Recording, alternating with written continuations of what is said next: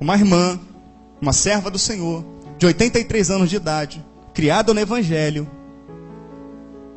Ela sentou em sua cama, agora, recente, e começou a orar sentada, porque não gostava mais de ajoelhar, sobre o povo, sobre as igrejas, para que elas se despertem acerca disso, que as igrejas estão dormindo. Ninguém fala sobre isso, não fala, tá?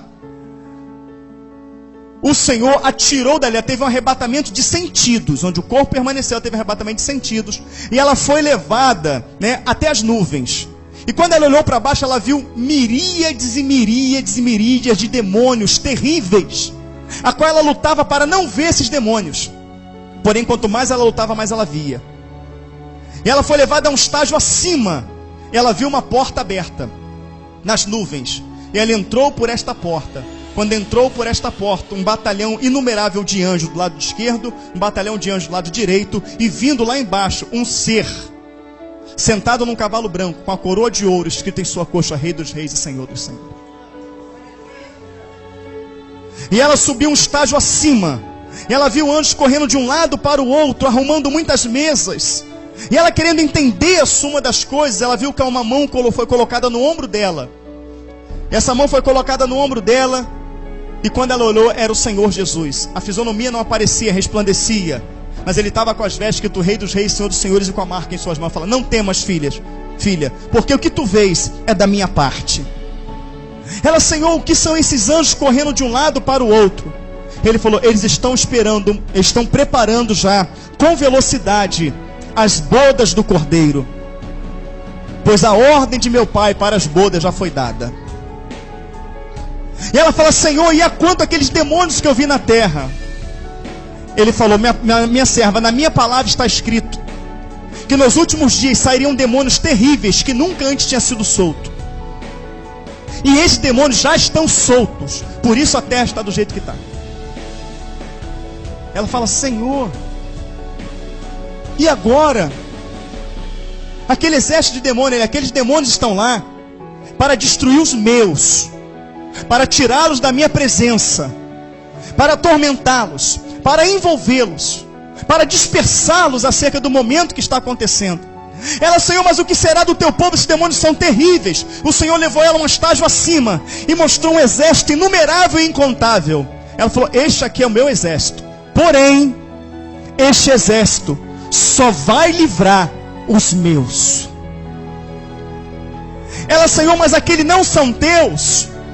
E todos não são teus. Todos não são teus. Ele falou assim: eu quero te mostrar uma coisa. E colocou ela numa sala sozinha, uma sala toda branca, com um espelho ao redor dela toda. E a roupa dela foi se transformando de roupa comum para uma veste branca, mostrando a vida dela espiritual.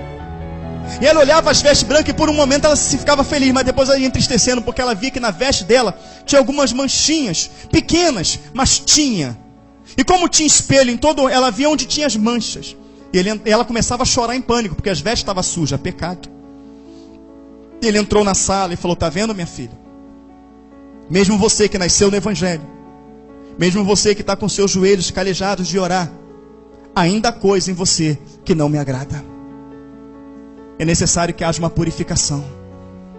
Mas tenho algo ainda mais forte para te mostrar. E ele pegou ela pelas mãos e levou na igreja dela num dia de culto bem cheio, e colocou ela. Ele falou assim: todos os cultos eu observo, e eu estou aqui mostrando para você. Olha a roupa das pessoas, e aqueles roupões brancos, tudo sujo, encardidos, alguns rotos, alguns manchados. Ela não pôde ver na igreja dela nenhuma veste branca, e a veste mais suja era da liderança. E ela entrava em pânico e começava a chorar, e eles levantavam a mão para adorar o Senhor, e as mãos sangravam. E ela se alegrava e falava: Senhor, aquele sangue é o Senhor purificando eles. Não, minha filha, não. Carne sangrando fala de pecado fresco. Eles estão me adorando com a vida deles em pecado. Essa adoração não chega no meu trono de graça. E eu quero te mostrar algo. Ele colocou do lado das pessoas ela, e tocou, Fernando, assim no ombro dela. Depois tocou na cabeça dela. E ao tocar na cabeça dela, o Senhor fez com que o pensamento daquelas pessoas saísse de forma alta, a qual ela ouviu os pensamentos daquela pessoa.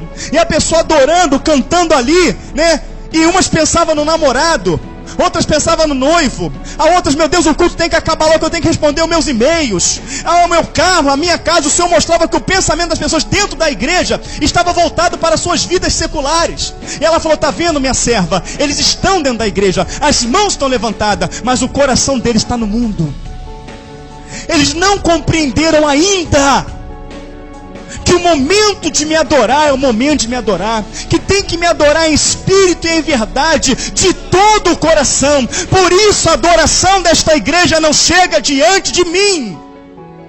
Eles não estão preocupados com o reino, com a minha vinda, nem com o meu retorno.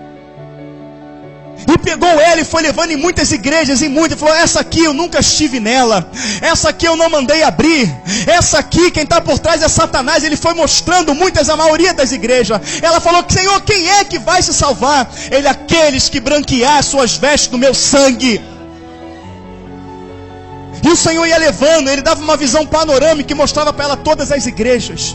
E o Senhor chorava aos prantos. E ela se impactava em ver Jesus chorando aos prantos. Falava, Senhor, mas tu está mais em pranto do que eu. Ele falou, minha filha, porque o pior disso tudo é que todos eles acham que estão salvos. Mas Senhor, qual é o propósito desta visão que tu estás dando a mim? Ele falou, escuta. E aumentando um barulho. Que barulho é esse, minha serva? Ela é de um relógio, Senhor. É o relógio. Tchum. Ele fala, e agora, minha serva? Parou, Senhor. Vai lá e diz para minha terra que acabou o tempo.